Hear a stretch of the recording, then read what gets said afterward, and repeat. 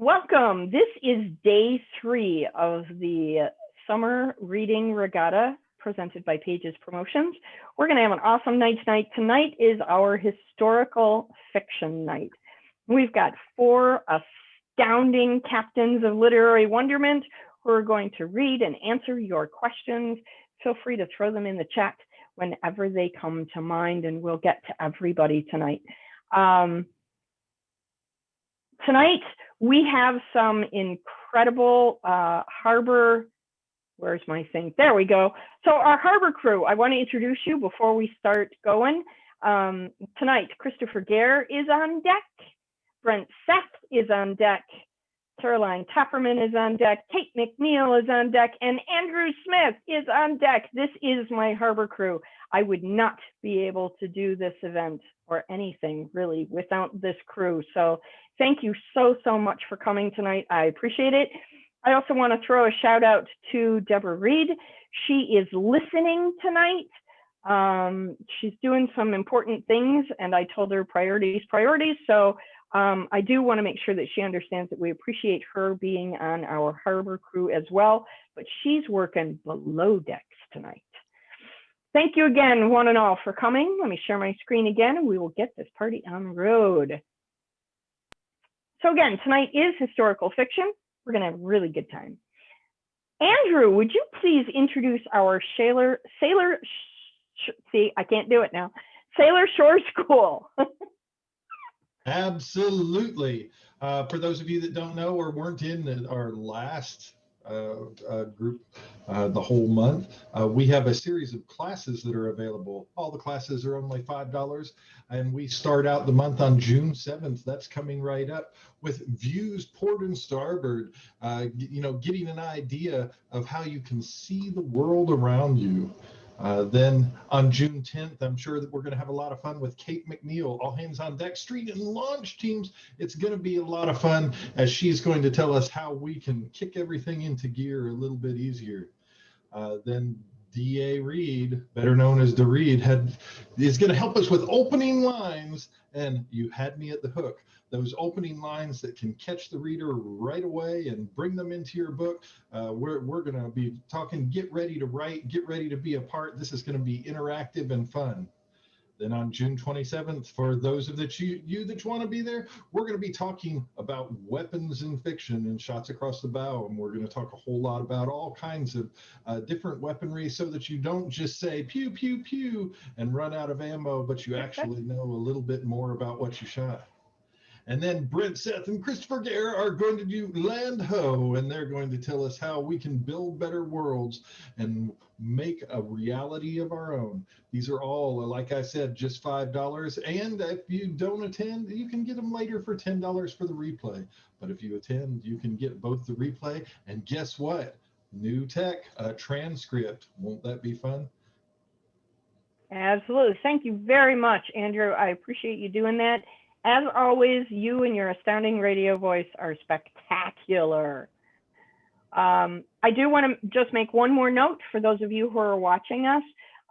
Both Caroline Tapperman and Deborah Reed's workshops are not only interactive, but they are highly recommended for younger writers as well. So if you have, really 4th graders on up, I think can handle what we're going to do. And those 2 workshops are especially going to be interactive, so make sure you show up for that. Also, I want to make note that Andrew's workshop is rated PG-13. It is the only PG-13 event that we'll be presenting to you, and that is simply because we want to be respectful of people's viewpoints on weaponry and moderate violence. So that is a workshop that we want to make sure that parents guide their young writers along. Okay. Absolutely. Yes, Mark, I agree. Or writers with a 4th grade mentality. Yep. Okay. So, all righty. So tonight we're going to start off the readings with Jules Nelson. She is Michigan native. She is astounding. She is kind and big-hearted, and it absolutely shines through in her writing. Welcome, Jules. Thanks for being here. Thanks for having me. This is going to be so much fun. Now, I'm going to show well, no, let's do this first. I'm going to ask all of you this, but Jules, you're on the spot because you're first. What got you choosing historical fiction as your genre of choice? I absolutely love history, like all kinds of history. I love to compare like differences and the similarities that we have today with like ancient civilizations or even civilizations that were like 100 years ago. So it fascinates me. And I love to read all kinds of books and write all kinds of books, but to me, it's I feel like we don't share that kind of history enough with our kids or even with our adults. So for me, I can write this into a great story and then I can share it with people, and people are learning history at the same time that they are finding entertainment and, you know, other things that they are getting out of those books. So absolutely. Can you tell us, I'm going to show everybody your screen just so that we can do this properly. There we go. So this is the first book in your series. It is called Shadows. Yes. And this is, tonight though, you're going to be sneaky and read from the second book. But before you do, can you tell us a little bit about this series? Give us kind of the setup or the synopsis for it. Okay, the Shadows series, Shadows of Home series, it centers around Emma, who is a young adult, and she's so busy taking care of her family that she doesn't have time to socialize. So when she does meet a young man, things get messed up, and then she is promised by her dad to a family friend. He misunderstands. So it's kind of her fighting through how you choose to honor your family, but at the same time, you need to honor yourself. And then the second book goes on and is basically like her first year of marriage. And then the third book will lead into her being left behind during the Civil War from her perspective. So that's kind of the series in a nutshell. Awesome. Excellent. I don't want to tax you too much tonight. So when you're ready, take the helm and begin your reading. Okay. This is from Road Home. So this is the second one with my lovely sticky notes. Emma heard the voice in the distance, wondering who would be calling her. Emma. More voices broke through her sleepy fog. Why is everyone calling me? Slowly, she stretched her stiff back. Suddenly, something slammed into Emma. Crying out, her eyes flew open. Surprised, she looked around the barn from where she sat in front of the door, the place she was too afraid to move from last night, the place where she slept. Her eyes scanned the barn for the little girl, finding no sign of her. The door hit her in the back again. Ouch, she called out before she could stop the words. Emma? A chorus of voices came. She heard feet running towards her. Just a moment, I have to get up, Emma called out so that she wouldn't be hit in the door again before she had her feet underneath her. The quilt was wrapped around her tightly, making it a little difficult to stand. The door shook behind her, blowing out a breath of their impatience. She finally stepped out of the quilt bundle and reached for the board that was holding the door in place. No sooner was the board loose than the door was being pushed towards her. Blinking at the light pouring in, Emma could see her brothers in front of her and James standing further behind. Wiping the sleep from her eyes, she yawned. Why are you all here so early? No one answered for long moments. Then Seth broke the silence by bursting into laughter. Confused, she looked at her younger brother. Soon, Mark and James joined in. She raised her eyebrow in question. We've looked everywhere for you, fearing the worst, and you come crawling out of the barn? Do you sleep in the barn often? Mark asked with a cocked eyebrow. Emma felt the edge of her mouth curl up against her will. Sighing, she rubbed her hands over her face. Should I tell them about the little girl in the barn? Would they have to report it? Oh, she exclaimed, remembering the real reason why she slept in the barn. Turning around in a circle, she frantically searched for signs for the wildcat. Emma, you all right? There was a wildcat, she whispered against her fear. Did they come out during the day? She started edging towards the barn door. I came out to check on the animals because they were making all sorts of noise, and She decided to leave the girl out of the conversation for now.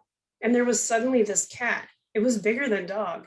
Her eyes searched the trees behind her brothers as she backed away. Mark grabbed Emma's elbow. There was a mountain lion here? Turning towards her brother's alarm, she shrugged. It was sand-colored, I think. It was so dark, I couldn't really see it. Why would you come outside, Em? Mark growled in frustration. Emma blinked in surprise. Pulling her elbow away from her brother's grip, she replied, because my animals were alarmed. There was no one else here, Mark. James stepped closer, holding Mark back from reaching for his sister again. Emma, why don't you go inside and we'll look around some? Emma nodded in relief and turned back towards the barn. The laughter behind her stopped her. He meant the house, Em. Seth was amused. Maybe you are used to sleeping in the barn. Emma felt her cheeks flush in embarrassment. Oh, of course. Turning around, she fled in the direction of the cabin. Taking the time to wash her face and comb out her matted hair, Emma had just finished making herself presentable when she remembered the little girl. Is she still in the barn? Did the boys startle her away? Remembering the quilt tucked unexpectedly around her body, she began to suspect the little girl had been gone before the boys showed up. Opening the door, she saw James standing guard. When he heard her step out, he turned to face her. James, she spoke in a low voice, worried about Mark overhearing. There was a girl in the barn last night. She had dark skin. She paused when he inhaled his breath sharply. Looking down at her hands, she continued. The girl was gone when I woke this morning. Her eyes darted towards where Mark was running through the woods. You want me to look in the barn for her? He asked, guessing the rest of her request. Nodding her head in gratitude, she felt relieved. If you go back inside, I'll go check on her, he assured her. Before she could turn back, James continued. Why didn't you want Mark to know? Her cheeks burned. Mark gets so, at times he's already frustrated with me, she answered with a shrug. Nodding in understanding, James turned back towards the barn. Go back inside, Em. Well done. Thank you so very much. I'm really looking forward to reading the second book. I think it's going to be awesome. So for those of you who are curious, this is what the cover of the second book looks like. Dun, dun, dun. So congratulations on writing this series. I think you're doing a great job. Can you tell us what's coming up next? I am working on 2 books, the third book in the series. And I have this saying that I say, if we don't learn from our histories, that we're doomed to repeat it. So my next series is actually set in the future, kind of where our society didn't learn from our mistakes. So we're going to be repeating some of those things. So it's kind of set in the future, but almost going back to our roots, where we're living off the land, and a little bit where our technology has failed us for the time being until it can be rebuilt. So things like that. That's very cool. That sounds super interesting. I have one quick question for Jules. Absolutely, Brent. Go ahead. I'm not familiar with your series, so I couldn't quite tell what time frame that this is set in. So I just wanted. It's set in 1858, so it's right before the Civil War. Okay, all right. That's Excellent. What I was figuring. That sounds good. Okay, thank you. Any other questions from the Harbor crew? No? Okay. Well done, Jules. Thank you so very much. I'm really grateful that you came tonight. And we look forward to seeing you at other events throughout the month. And of course, at the Rat Party on the last day, Venetian night, the 30th of June. Exactly. Thank you for taking the time. I appreciate it. Okay. So we're going to go in and do the next thing here. Let me find it. I really need to get better at this. Here we go. Elizabeth Wehman is going to read for us tonight from The Year the Stars Fell. Again, historical fiction, super great stuff. Elizabeth, I'm so glad you came tonight. This is the second time we get to hear you read in our series of festivals. I'm really grateful that you're a part of our community. Can you tell us what hooked you on writing historical fiction? Well, my first 3 books are all contemporary fiction. I thought that was the route I was supposed to go. But then my own working experience came into view as I was 13 years a newspaper reporter. And I started researching a story for a whole nother, it wasn't even for a book. I was just going to start researching for a nonprofit I work for. Okay. And I found that I just love to dig into research that's historical. So that got me started. And so my fifth and now my sixth book are both complete historical fictions. Okay, Kate, go ahead, ask your question. I can see it on the tip of your tongue. Now. Yes, now. Okay, this is my favorite question to ask everyone. What is your favorite or most interesting or most unusual source of research? I'm thinking like microfilm in my head right now. I love Find a Grave. And a lot of times, a lot of my research, I've been researching families. And so I find a grave, and thankfully, a lot of times you'll see siblings or spouses or parents listed in Find a Grave. And I have made so many connections that way. And I also can go visit the graves and see who the people I'm talking about. And not see them, but at their graves. Who knows what you might find? Yeah. That would be a story. A picnic at a cemetery. There was a time I saw a news clipping not long ago where picnics in cemeteries it was actually a thing. Like it was a social thing people did. And it's kind of an intriguing idea. Let's go throw a blanket down and have lunch with our loved ones. I find that a cool opportunity to really meld the present with the past. I think it's a neat thing. So would you please, when you're ready, take the helm and read for us? Yes, I will. I'm going to start with chapter 1. Excellent. The setting is Meadsville, Pennsylvania, late March 1833. Chapter 1. We knew this day was going to come, Betsy Baker Swain knew. Her bewildered sister had known her pa's plan since last fall, but her pleading made Betsy's heart ache. I can't change his mind. But Betsy, I can't leave Meadville. I just can't, not now. Carolyn Baker gripped Betsy's shoulders. Please talk to him. Tears spilled down her younger sibling's cheeks as she stuttered out the plea amongst heavy shudders. Please. Betsy sighed, turning to glance at her husband, Aaron Swain, seated on the wagon behind her. He tried to seem oblivious to Carolyn's pleas and cries. Caroline had run out from her parents' home to greet them as they came up from the road. Her shouting had startled the team, and Betsy, who had jumped from the wagon to reach her younger sister and to find her in such despair. Billy's my best friend. We've been close for as long as I can remember. If we leave now, I'll never see him again. Caroline laid her head onto Betsy's shoulder and sobbed. Betsy wrapped her arms around her sibling. Hush now, all will be well.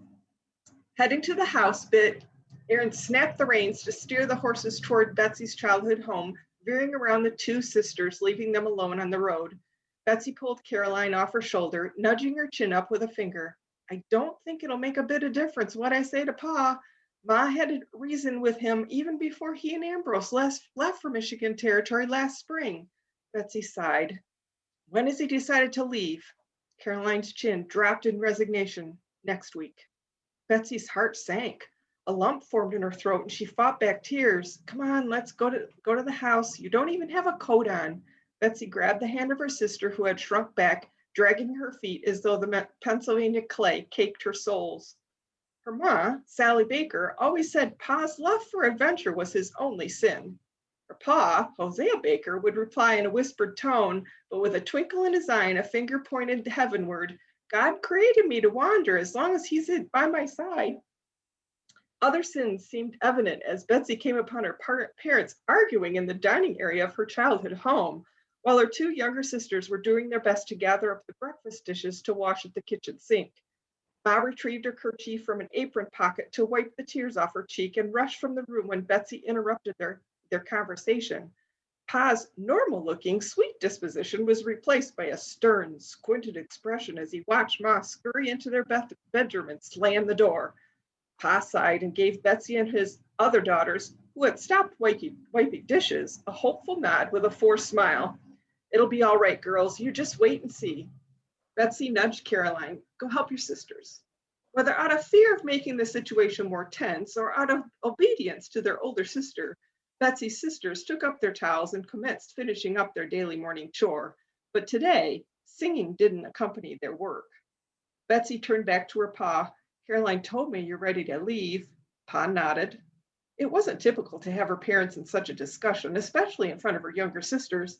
Her parents' conversations had always been reserved for their bedroom, right before bed.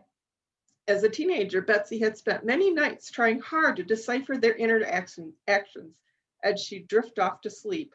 Whenever their conversations got heated, Ma's voice would always be loud enough for Betsy and her sisters to overhear. Betsy felt it wrong to listen. It was eavesdropping and she knew it, yet straining to hear would settle her heart. Her parents' love and respect for each other was more evident during their nighttime discussions than any other time. Even their tenser conversations would often end in her mother's hushed giggles or soft whispers as Betsy succumbed to blissful sleep. That's why coming upon her parents in such a deep argument in the morning in front of her younger sisters disillusioned Betsy.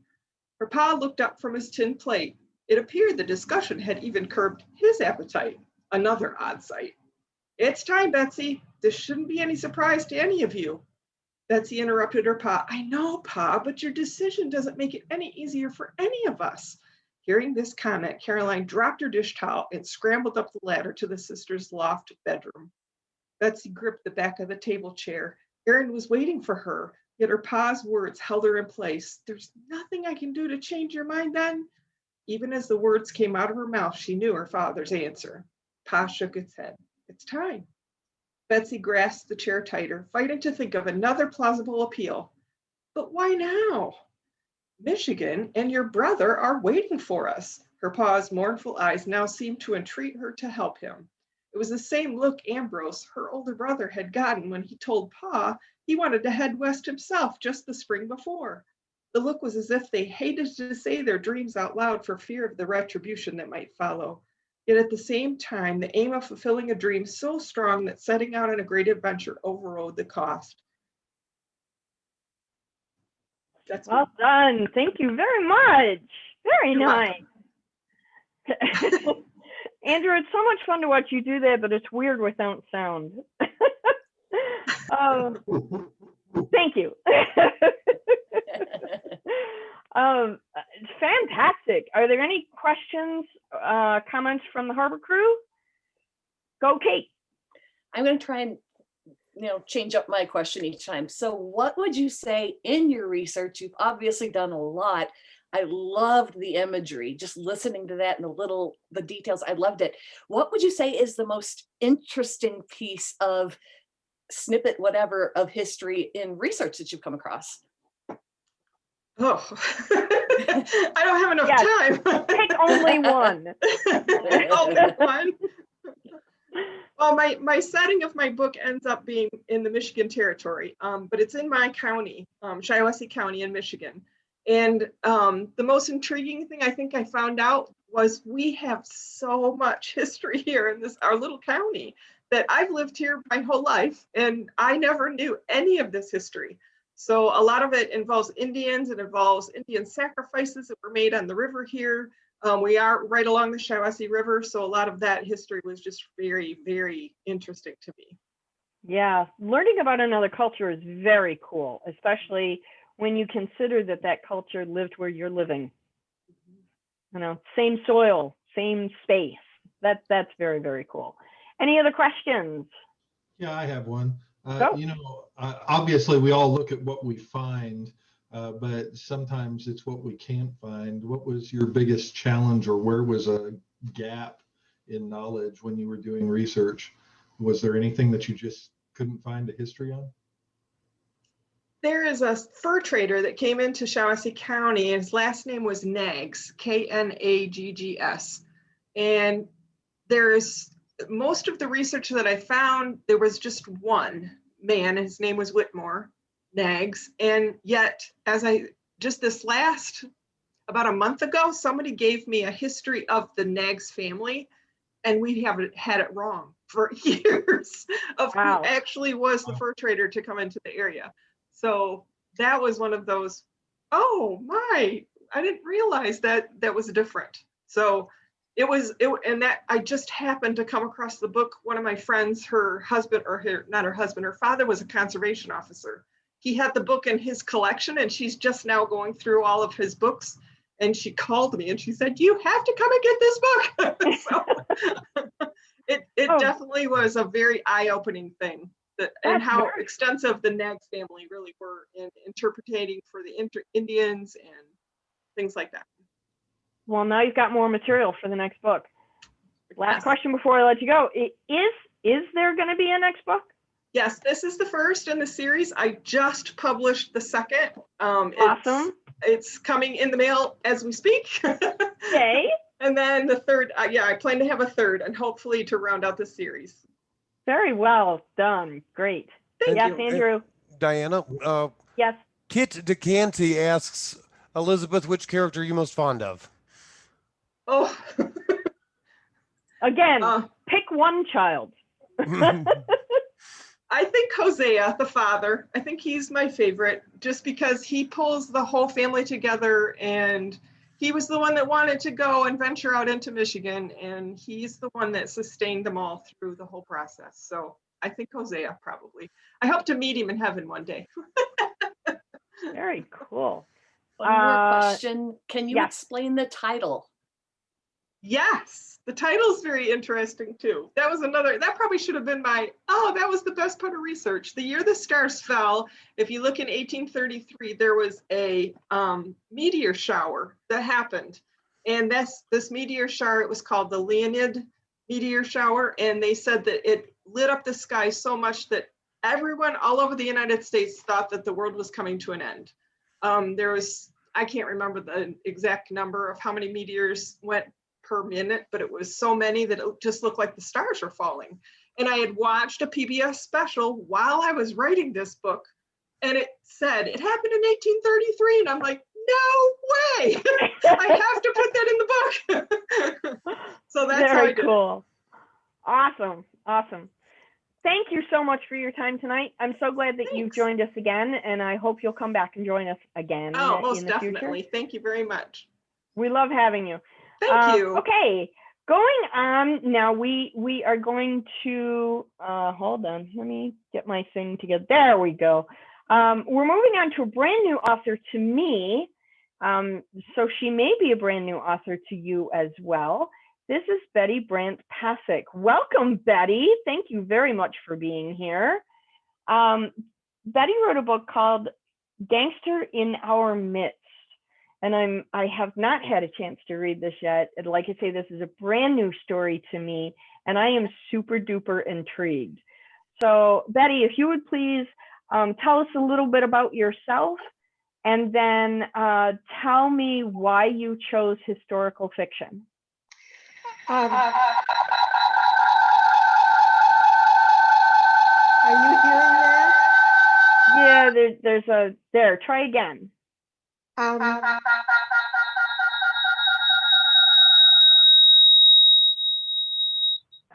Betty. Mute for just a second. Are you on your computer as well? Do you have both the computer and the phone on? Nope. Can you hear me now? Yes. Yes. Much better. I did close my computer, so that probably took care of the problem, huh? Yes. Yep. Absolutely. Technology is strange. So my third book is Gangster in Our Midst.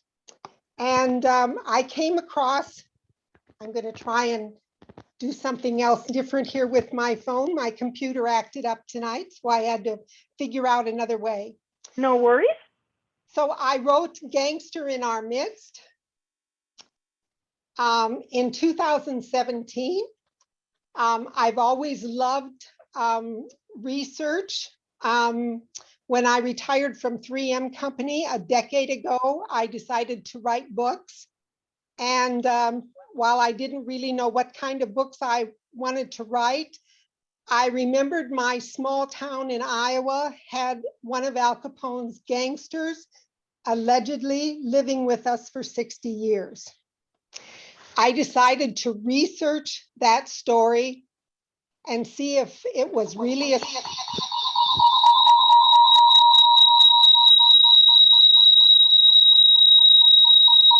even the aliens are involved in your reading. They're super intrigued as well.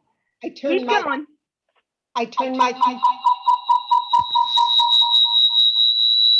well,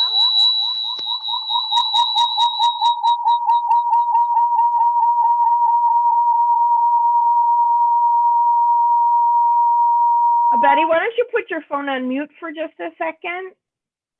And let's see, Andrew, real quick, do you have any ideas, suggestions? If she's still near the computer, the computer may still be listening if it was on, but this is a little bit different. It could just be that the microphone on her phone is out of sync. Okay. So Let's try so it. I still think it's aliens are super interested in this book. Should be. So I think that's what it is. do So ya? Betty, give us an idea, set up the book a little bit for us, and then when you're ready, go ahead and start your reading. So tell us what time period this book is written in, and then give us a little bit of the synopsis, and then you may begin your reading when you're ready. So this book starts, hold on, one more time. See, live stuff is so much fun, you guys. This is the best. This is how you know that we are super engaged in what we're doing, and we're super excited about being here, because we're not allowing rehearsals. We're just doing it on the fly, just like Broadway, right? Yeah, but right now we need to be going. Dun, dun, dun, dun, dun, dun, dun, dun, Yes, absolutely, we can do that. And now here she is again, Betty. We're going to try it again. Okay. So this book, this gangster came to my hometown after marrying a local girl in Chicago in the early 1920s. The book, however, begins in 1928. And so the gangster's been around for a little while. I'm going to read from the very first chapter. Can everybody hear me okay? Absolutely, keep going. Okay. The chapter begins with a newspaper article that informs the reader that a man named Frankie Yale was found slumped over the wheel of his new Lincoln near his New York home, gunned down by 4 men in a black Nash sedan, dispersing 145 caliber bullets into his car. The police found Yale, diamonds, ring and belt, buckle intact. His .32 still in his coat pocket. He had double-crossed Capone. The automatic revolver and sawed-off shotgun inside the car were identified as belonging to Capone. When police reached Capone, he said he was on vacation in Florida at the time. So when LaCava came to my hometown, he didn't live there permanently. He lived in Chicago and Manhattan. And so when he was in town, he lived with his brother-in-law and sister. And we begin this chapter in the O'Malley house. From the kitchen table, Louis LaCava heard the timid knock at the front door of the O'Malley house. He'd gotten out of the habit of answering the door, any door, ever since 24, when a car exploded in front of his Chicago duplex. That day, the raps on the door had been furious, demanding. He opened it slightly and, finding no one there, ran out onto the sidewalk, eyeing the street up and down in search of the caller. When the bomb went off 100 feet away, he was knocked to the ground, fire raining down upon him. He knew his cover was blown as an anonymous cigar salesman. The knocking persisted. He was the only one at home. Shortly after sunrise, his brother-in-law, Lawrence O'Malley, caught a freight train at the depot a block from the house that took him to his switchman job at the Chicago Great Western Yards in Owine, a larger town about 10 miles east of Oxbow. Later, he delivered his sister-in-law, Mary O'Malley, and Jess, his wife, to their sister Rose and brother-in-law, Joe Lewandowski's farm near Independence for the day. Louis looked up from the pile of receipts on the table, laid down the pencil, and quietly pushed back the chair. Avoiding floorboards that notoriously squeaked, he stole across the living room floor to the bay window and peered out into the open porch through the thin space between the window frame and drapery. It was that scrawny kid, Emmett Durham, who delivered the Des Moines paper, probably here to collect. He turned the key in the lock and wrenched the door ajar while his eye canvassed the area around and past the boy. "Good morning, Mr. LaCava," Emmett said. "I'm glad I caught you at home. Been delivering the Sunday paper regular. You're a few weeks behind in payment. Would you like to take care of this, or should I come back and collect from the O'Malleys?" Louis rolled the stump of the smoking cigar with his tongue to one corner of his mouth and swung open the door by 2/3. "Sure you don't wait to see Lincoln parked in front of house before you knock at door?" "No, Mr. LaCava, honest, I don't," Emmett said. "What's your dad Francis up to? Ask if he will go for a drive again some night. We talk about at tavern this afternoon when play cards." "I will, Mr. LaCava." Louis watched the boy tear a perforated section of a ticket dangling from the silver ring he held in one hand. He grabbed the strip from the boy, discarded it on the lamp table near the door, reached with his right hand into a pant pocket, hauled out a handful of coins, selected a silver dollar, and flipped it at the boy. The toss caught Emmett by surprise. The coin bounced off the tips of his fingers and onto the weathered porch floor. Louis smirked as the kid waited for the coin to stop rolling before bending over to pick it up. "Looks like you have a little future as outfielder with the Cubs," he said. "Ah, Mr. LaCava, the Cubbies are going to come back and win the World Series again one of these years," Emmett said as he descended the porch steps leading to the narrow stone sidewalk where Louis LaCava's Lincoln was parked. "Tell your friends I take to the movies Saturday night, anyone who wish to go." "Thanks, Mr. LaCava," Emmett said, scrutinizing the Lincoln's interior as he passed by, and Louis surmised, probably wondering what it was like to ride in a car with L-head V8 engine. Louis shut and locked the front door on his way to the kitchen. The wall telephone chimes had begun to vibrate. The O'Malley's ring was 2 longs and 1 short. With one hand, he lifted the receiver to his ear while adjusting the hinged mouthpiece with the other. "I have a call from Mr. G in Chicago for Luigi," the operator said. "Speaking," Louis said, waiting for the connection to be made. "Three Fingers Luigi, how you doing back in Iowa? Boss said I'd find you at this number." Louis knew the caller as Jake Greasy Thumb Guzik. He'd been Capone's sidekick ever since Capone discovered his gift as treasurer and financial wizard in the Torrio Capone days. It is an insult to have to deal with Guzik, he thought, a man incapable of killing even a fly. "Boss wishes me to inform you he's sending familiar face your way first of next week," Guzik continued. "Find nice place for him to hole up a few days while you conduct some business. Says he's waiting for your monthly report too. Wants to know if it'll be on time. Getting pressure from the owners, you understand. Also, triple check numbers so all the percentages are right. Thanks, Jake the Jew." "I know you don't care for that name," Louis said. "Assure boss report will be done on time, unlike some, and I will get room for the guest. And tell boss may have a new booze market for him in Oxbow. We'll be in touch with Nitty if it's worth his time." "Oh, and another thing," Guzik added. "Boss says after meeting next week, you should hightail it back. Something big in the works." Louis hung up the receiver and sat back down at the table, his mind in a cloud of incredulity. All this happened so soon after Frankie Yale killing, he thought. Police find guns in Yale's car bought by Capone will bring heat for a long time. Casada. Chicago police still in revolt over the McSwiggan murder. And he not even the guy we was after. Well done. Thank you very, very much for that. We great finally got reading. there. Absolutely. Technology likes us now. Before I open up to other questions, I am super intrigued with the vocabulary of dialogue, the dialect, the feel of that conversation. How much study did you have to do to really make this sound like gangsters? You know, that was definitely the hardest part of writing this book.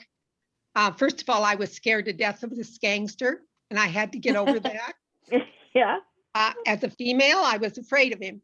I had to get over that. And then I had to figure out how to tell the story in gangster speak. And the third part was I had to figure out who exactly was part of Al Capone's circle at this point in time. Louis LaCava was one of Al Capone's bookkeepers, but one very valued apparently because he was the only other person named on Al Capone's bank accounts. And Louis LaCava testified at Al Capone's trial, which essentially sent him off to prison. Yeah, I would imagine that reading those transcripts helped you a lot in writing this book. It did. Of course, none of the court trial transcripts were written in gangster speak, but sure. But it did, yeah, it did help. Awesome. Any questions from the Harbor crew? Go, Kate. This is just right up my alley. Yeah. So tonight is just making me so happy. So as part of this research, did you come across anything that was either too disturbing to include or so disturbing you had to include it? Nice. I didn't want this, even though I've already admitted that I was afraid of this gangster, still I'm telling a gangster story, so it has to be pretty forthright. But there was one story that I found that there were a lot of Italians that lived in this nearby town called Wehman. And in the early 1900s, there was a terrible several gangster murders. And Louis LaCava was probably involved in that. And they were very horrible, gruesome murders. And I decided not to include those in the book. I just wrote about the Italians that lived in this nearby community and that Louis spent a lot of time there. But I just made the decision that those were really gruesome murders and I wasn't going to include that piece of the story. Yeah, that's absolutely understandable. I get that. Not being a fan of writing violence myself, I absolutely get that. Mark Bello asks, just to give you some context for this, Mark Bello is an attorney and he is a legal thriller writer. He wants to know, how long did Louis live after narking on Capone? He lived into his 80s. Wow. Yeah, isn't that something? Yeah, that's something. And when people ask me why I think he lived so long, and I think it's because if you read his testimony at Capone's trial, he really didn't offer any new information. The feds had already found a notebook from the gambling houses that listed Al Capone's income for 6 or 7 years. So Louis really didn't have to. He didn't really put himself on the edge. No, he didn't. Yeah. And he was a bookkeeper for other big gangsters, and he testified in other trials as well. And he also lived through those. Wow. So that's pretty amazing. This is a super intriguing book. I'm really looking forward to reading this. This is going to be a lot of fun. Thank you for adding yet another 2.5 inches to my TBR. Thank you very much. I'm really pleased that you're here and that you've joined our community, and I hope you feel like family now. I do. Thank you very much. Thank you. Next, we're going to hear from, I got to tell you, I'm a fan. I'm going to gush. I'm just gonna, so deal. This is Sherry Burton. She is astounding, amazing. I love the way she writes. I'm completely enamored with her storytelling style. I'm gushing. I know, I'm gushing. Sue me. So tonight, we're gonna hear about Ezra's story.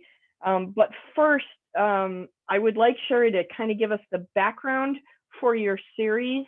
This is I'm not a series writer series reader by nature, because I'm not a fan of waiting for the next thing. I have like very little patience. But after reading the first book, Discovery, I'm completely hooked, as you well know. So if you would please introduce the series to everybody, let us know what this is about. Okay, the series is actually the Orphan Train Saga, and it's about the orphan trains. Basically, in the mid 1850s, there was over 30,000 children that lived on the streets of New York City. Children as young as 4 and 5 who had to lie, cheat, steal, do whatever it takes just to survive. And basically, they had to figure out a way to help these children. So from 1854 to 1929, New York shipped over 250,000 children over 75 years out west to find new homes. Some children had good homes, some did not, but it was better than what they had in New York. So the series follows children. It's going to be 18 in total, and each book will tell one of the children's tales. So tonight I'm going to be reading from Ezra's story, and Ezra's story is an extra. So it's not actually one of the 18 books. It's a spinoff, basically. A lot of people have asked, okay, the first book or the second book was Tobias. Third book was Anastasia, their brother and sister. Ezra is their brother as well. And a lot of people had asked, what happened to Ezra? So it came to where I was like, okay, I'm going to write a story and let people know what happened to him. Excellent. I'm so excited to hear this. I've fallen in love with your characters. I especially like Mouse. Absolutely. Yes. Absolutely my favorite. But I haven't read the rest of the books that you haven't written yet. So who knows? I may find another favorite. But I'm really excited that you're going to share this with us tonight. When you are ready, please take the helm and begin your reading. Okay, I'm going to read from chapter 1, and basically it's given a little backstory of why he ended up on the streets. Okay. So May 1915, Ezra sat on the windowsill in the front room of the family's apartment, watching as the sun inched over the rooftops of the nearby buildings. The beams of light added a welcoming glow to the dark room, suggesting a promise of a bright new day. He always clung to that hope until around supper time, when Papa would arrive home with his clothes smelling of stale cigars, his skin leaching the stench of liquor, which seeped from the pores in bubbles of sweat. Ezra hated that smell and loathed the darkness that was sure to follow. His Papa was a monster in a man's body, quick to anger and ruling with a heavy hand. It hadn't always been that way. He used to enjoy spending time with his Papa. However, things had changed and seemed to be getting gradually worse of late. Ezra blamed his sister, Anastasia. Anna, as she preferred to be called, had taken him and his younger brother Tobias to the market one day and had vanished seemingly into thin air, leaving him and Tobias to explain why she hadn't returned home. Not that they had had much to tell. One minute she was at the apple cart, teaching both boys how to steal apples, and the next she was gone. Even though he and Tobias had left out the part about stealing apples, Papa had been furious. His mother tried to soothe Papa's fury and in return had taken the brunt of his anger. Later, when Papa wasn't around, Ezra asked her why she hadn't cried upon hearing the news of his sister's disappearance. His mother merely shushed him, telling him not to mention Anna again, especially if Papa was in the room. A year had passed since his sister disappeared, and in that time, no one dared say her name. He sometimes tried to remember what she looked like, only recalling that she had dark flowing hair and looked a lot like their mother, except for a thin scar that stretched the length of her face. If not for the coat hanging in the closet of Tobias's bedroom, a room that once belonged to Anna, he would have wondered if he had only dreamed of his sister's existence. He was angry with her for leaving, but mostly he was angry that she hadn't taken him and his brother with her. Unable to sleep, Ezra waited for his Papa to rise, hoping to catch him before he left for the day, aiming to tell him that he didn't like the way he had been treating Mama. Even though he was only 7, he knew it was best to speak to his father in the wee hours of the morning while he was still in his right mind. Once his father dove into the bottle, there would be no reasoning with the man. The door to his parents' bedroom opened and Papa emerged, work boots in hand. He always began the day looking put together, hair neatly combed, and his clothes, though worn, were neat, thanks to Mama. Still, they hung on him, and even in the dim lighting, the man appeared thin and haggard. Mama often told Ezra he was the spitting image of the man. She'd smile when saying it as if it was something to be proud of. Ezra wasn't impressed. He wasn't so sure he wanted to look like a monster. Granted, the man in front of him didn't look so fearful at the moment, but Ezra had witnessed it enough to know that the monster was in there, just waiting to be set free. Papa looked up and saw him sitting on the windowsill and pulled a chair close. "You're up early," he said, stuffing his foot into a boot. "It's difficult to sleep when my stomach is empty." Keeping the thought to himself, Ezra shrugged. "Couldn't sleep." "Children should not have trouble sleeping," his father said as he bent to lace his boots. Ezra thought to tell him that no one could sleep with all the yelling and screaming behind his parents' bedroom door, then decided against it. Instead, he offered for a different approach. "Don't leave." His father finished looping the lace and pulled it firm before straightening. "I'm going to work." "You don't work. You go to the bar and drink until time to come home, and when you come home, you're mean." His father narrowed his eyes. "You keeping tabs on me, boy?" Ezra's mouth went dry and he worked to swallow his fear. "I heard you and Mama fighting. You go down to the dock, but you don't work. You wait till the bar opens and you sit there gambling and drinking until time to come home for dinner. What I do is no concern of yours." His father's voice was surprisingly calm. Ezra pulled himself taller and gathered his courage. "You make my mama cry. That's my concern." "Your mother should be ashamed of you for ashamed of herself for putting you up to this," Papa said, glancing toward the bedroom where Ezra's mother slept. "Mama doesn't know. She's never spoke badly of you, not even when you're mean to her. She says it's not your fault, that you have a sickness, but you ain't sick. You just drink too much." His father closed his eyes for a moment and then opened them once more. When he spoke, Ezra saw the man behind the monster. "You don't know what it's like, son." "I know some, like you ain't mean right now. And if you leave, then come home, you'll be mean. So don't leave." "I'm afraid it's not that easy. Once the drink's got you, there's no stopping it. If I were to stay, I'd eventually go to the cabinet where I keep my bottle." He heaved a heavy sigh and stood to leave. "I'm afraid the devil's got my soul." Ezra waited until his father neared the door before responding. "Then don't come back." His father hesitated briefly before leaving without another word. Ezra waited for him to return. When he didn't, he went back to his bed and closed his eyes. Sometime it was easier sleeping knowing that the monster that claimed to be his father was gone. Wow. Thank you very, very, very much. Oh my gosh. I'm once again completely hooked and addicted. You're such a fine storyteller. Okay, I'm done. So the question I have that I don't think I've asked you before is, you've written these stories about children and some really difficult life experiences for them. This is a challenge that not a lot of writers take on. I know you tell me the voices speak to you. Yes, they do. What made you decide to listen to these particular young voices? I think it's because, as I said, over 250,000 children were shipped west.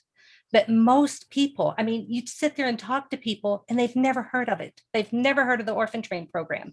And if they do, then they don't know the backstory of it, or they don't know how much that it did help. You know, there's a lot of negativity that goes with it, of people saying, you know, it was a horrible program, but it helped so many children. And I have people coming up to me at shows, and I'm surprised at how many people have a connection to an orphan train writer. And they tell me, you know, what had happened to them, and they appreciate that I am writing the books. And I guess I just feel it's my, I don't know, my calling. I don't know how to say it other than that. I feel like I need to let these children's voices to be heard, and to let people know that they existed, so that it's not forgotten. Yeah, I think it's an awesome way to pass on a legacy of, as you said, a portion of history that a lot of people never know existed. So I'm really grateful to you, because before I met you, I didn't know this existed. So thank you very much for bringing it. Anybody in the Harbor Crew have questions for Sherry tonight? I've got one. You said there are 18 of these books. There will be 18. I am currently working on number 5. Wow. But I know all of the children. I mean, I know their story. I know what direction they're going to go in. I don't know their full story, obviously, but I mean, they tell me as I go. That's impressive. The 18 plus the one you were just The reading from that extras. makes There's 19. there's So going to be quite a few extras. So, you know, when people say, okay, what happened to so-and-so, there'll be extras. I thought it was That's pulling teeth to extraordinary. get 4 books. You're going to have 19. I'm sitting here going, you're kidding me. Caroline, you had a question. I do. This is sort of, I just want to say to everybody though, because I didn't speak in between, that I love all the different stories. I think they were so amazing. And it's like, we've just learned, like, we're like putting together American history, right, in the last hour. But this is sort of a question for everybody. But since Sherry, we're on you. I'm always so curious when everybody's clearly done so much research and put so much time into this. So what I always want to know is, like, how much is fiction and how much is nonfiction, and sort of what your thought process goes into making this into fiction instead of more creative nonfiction, I guess. For me, there's a lot of history in my books. I mean, I really, really embrace the history with all of these. For Ezra's story, there was a little boy, and I had read an article, newspapers.com. I love newspapers.com, but it was one of the orphan train riders, and he had said that he had left because it was a bad situation, and that he worked for a vegetable vendor until the vegetable vendor's horse died.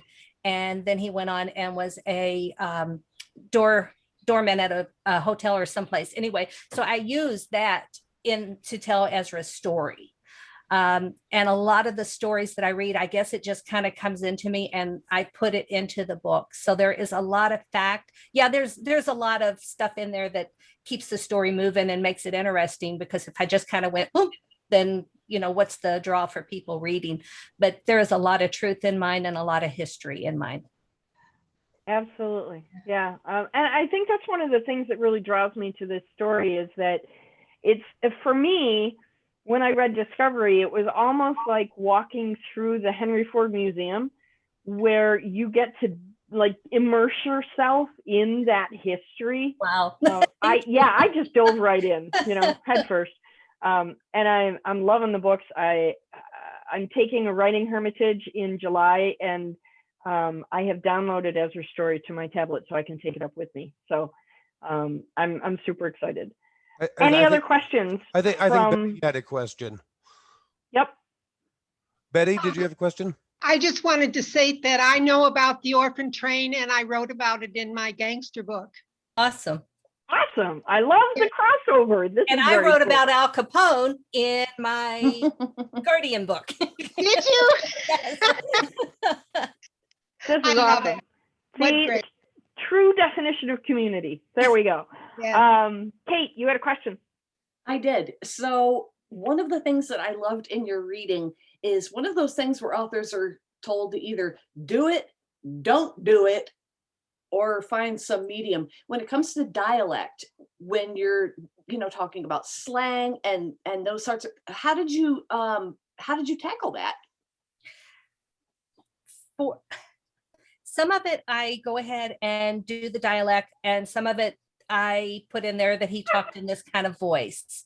One of the reasons that I chose the chapter that I did is because I didn't have to sound like I was Irish, because I can't do that, because the guy in there, you know, definitely he's very thick right from the boat and everything. So yeah, I couldn't read that with a Southern accent and be, you know, it just wouldn't have come across well. So that's why I chose the chapter that I did. Love Awesome. Okay, we're going to do a quick recap of the books that we heard tonight, and then we're going to give away some stuff and do some fun stuff, because we're running on an hour now, and I want to be respectful of everybody's time tonight. So let me run by the books that and the authors that we heard tonight. Jules Nelson, She actually read from the second book in this series, but this is the Shadow series. Check it out. Super fun, super cool. Tonight, she read from, let me double check. Yep, Road Home. That's the title of the second book she read from tonight. Elizabeth Wehman read from The Year the Stars Fell. Betty Brandt Passick read from Gangster in the Midst. And Sherry A. Burton read from Ezra's Story. How absolutely super stupendous. I love the diversity. We're only on day 3 of this festival, and already we have heard such a collection of really fantastic stories. So this is going to be a spectacular month. I'm really looking forward to this. Thank you, authors, for offering your literary wonderment to us tonight. We are tremendously grateful. Again, my TBR pile is now, you know, like another 6 inches taller. So yeah, it's crazy. I'm running out of space. My husband keeps saying, you're not going to be able to finish all those books. Yeah, I will. Okay. So let's give away some fun stuff. How about that? I think this is going to be a good time. For those of you who are brand new to our community, we do a fun thing where we spin a wheel of happiness and we give away free books. Tonight, we're giving away 6 prizes to everybody. Well, not everybody, but 6 people who we spin the wheel for, 6 different prizes. First, I want to tell you that we have a special prize tonight that you did not get to hear from because time did not allow. And he's really super generous and talented and gifted and all that stuff. Christopher Gare wrote this really cool book called Honor Unbound. We're going to give this one away first. Thank you, Christopher, for offering it through your amazing generosity. I'm super grateful. Thank you very, very much. We're going to give this one away first, and then we'll give away the others. Dun, dun, dun. Here is, please, somebody tell me you can see this. My spinning wheel of happiness? Yep. Yes. Here. Yay! Okay, I have turned on my sound, so hopefully the music will work. So tonight, here we go, spinning wheel number 1.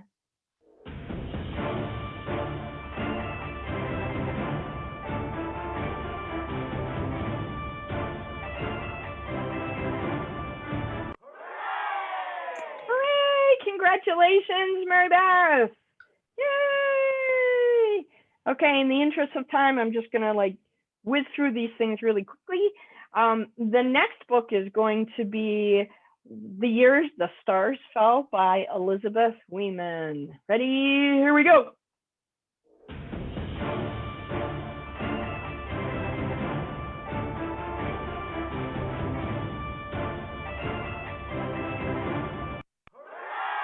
Congratulations, Gary Floyd. You won another book. Gary just won last night too, or was it the night before? I forget, but he already won another book, which is something I want to point out to you. The more regatta race legs you attend, the greater your odds for winning more books, the greater your odds for winning super bonus prizes. We'll talk about that in a second, but here we go. Spinning wheel number 3.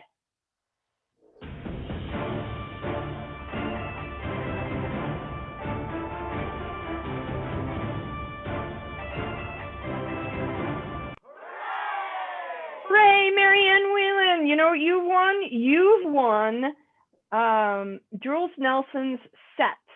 You will get book 1 and book 2 of the Shadows series. Good job. Congratulations. We're now going to give away a second set of the Shadows series because Jules just, I guess, had books laying around. So here we go. Spinning again.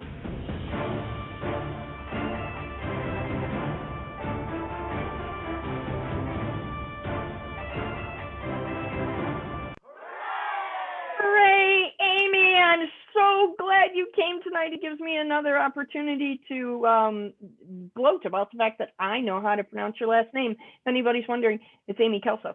Is Amy Kelso? Or did that go someplace else? Yep, it did. Good. Yay. So my stuff is working. I love it when my stuff works. Okay, congratulations. Prize number 5 going out tonight is going to be Betty's book, Gangster in Our Midst. Here we go.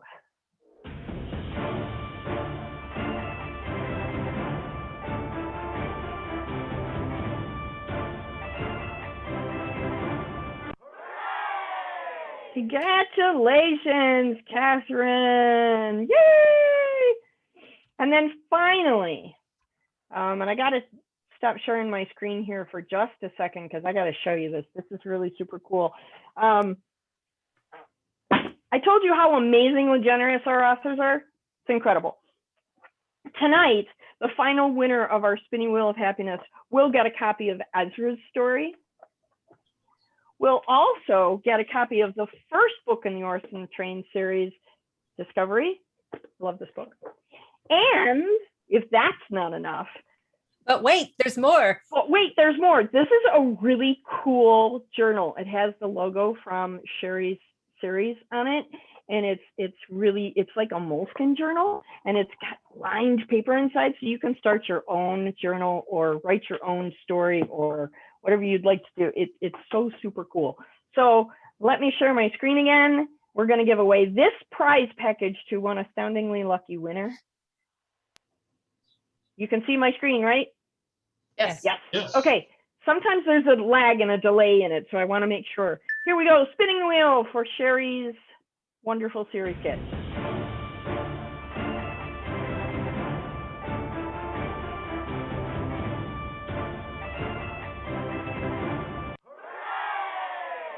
Congratulations, Deborah Harris. You get the Orphan Train Saga series kit. See how much fun this is? This is so much fun. So amazing fun. Yay! I think I have more fun than anybody else doing this festival. I just have a blast. I love giving gifts. And this is so much fun. Okay, here we go. Now, thank you, Kate. Okay, here we go. You're probably wondering how you claim your prizes. If you haven't been with us before, this is how you claim your prizes. It's really an easy thing, super easy. Everybody's got email. This is how you do it. Send me an email by midnight tonight to Diana@pagespromotions.com to claim your prize. Prizes not claimed by email midnight tonight will be thrown back into the prize rotation and given away at Venetian Night on June 30th. So if you want your prizes, and why wouldn't you? Please send me an email. My email list is my to-do list. So this is really imperative and important, okay? Moving on, if you win a book, you want to open it. And you want to look inside because you might find one of these. Christopher, can you tell everybody about this madness? I can. I can definitely want to stress again that you do want to look inside your book because I'm the one guy who didn't look inside his book last time and actually won something. However, in this case, you're going to have a little Life Raft lottery ticket in your book, which if you, I believe, scratch it, you can win another prize. You need to look for it, and they have a bunch of bonus prizes here. Oh my gosh, so many bonus. There's 9 bonus prizes. It's crazy. I have posted this on our Facebook page, so feel free to check out the bonus prizes. Again, I'm trying to be mindful of time. I didn't mean to step on you, Chris. No, that was okay. You had a nice shoe. It was very soft. Thank you. I'm wearing moccasins tonight, so you're lucky. So escape from the Isle of Mediocrity, scratch off your ticket, and if you win, make sure that you post a picture of you holding your winning ticket to our Facebook page, and we will give away these prize packages.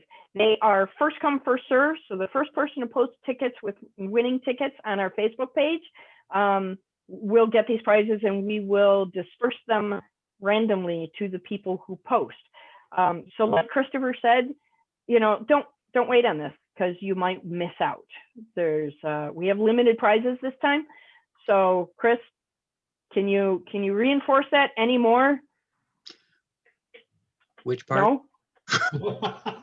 Prizes. Look for the prize ticket. Look for the prize ticket. Let someone know you won. Otherwise, you'll be making a makeup video and posting it on Facebook, admitting to everyone what a moron you are. You're not a moron. I still Come on. love you, Christopher. Although I had fun making that video, Andrew. I just was wondering where my books went, but it was good. Okay, now, if you win a bonus prize, are you ready for this, Brent or Caroline? Caroline, you were going to do this, weren't you? Yay, Caroline. Caroline gets My to do first this. one. Here you go. Okay, if you win a bonus prize, do this. Go, Caroline. All right, so what we're gonna do is if you win a bonus prize and you're brave enough, which my hat goes off to you, you are gonna perform the poem that you see on your screen, which we may or may not read due to time, and you're gonna perform it dramatically and in costume, and you're gonna post a video of that poem, of you performing that poem on our Facebook page, because there are so many more prizes you can possibly win. As Oh my if, God, as if so many listening more to all of prizes. this wasn't enough and winning books every night isn't enough. There's even more you can win once you post that. And basically what's going to happen is we are going to vote, the whole Facebook group is going to vote and on our favorite 5 videos. So you have, a good chance of winning even more amazing prizes. Yes? The generosity of the authors in this community is beyond amazing. Beyond, like over the horizon, beyond amazing. So many people are giving away so many great prize packages. One thing I do want to tell you, something new this time, Pages Promotions is developing 2 new games. The first is a board game that's about the writing life that Kate really likes. I'm going to have to give her one for her birthday or else she's going to hunt me down with a stick.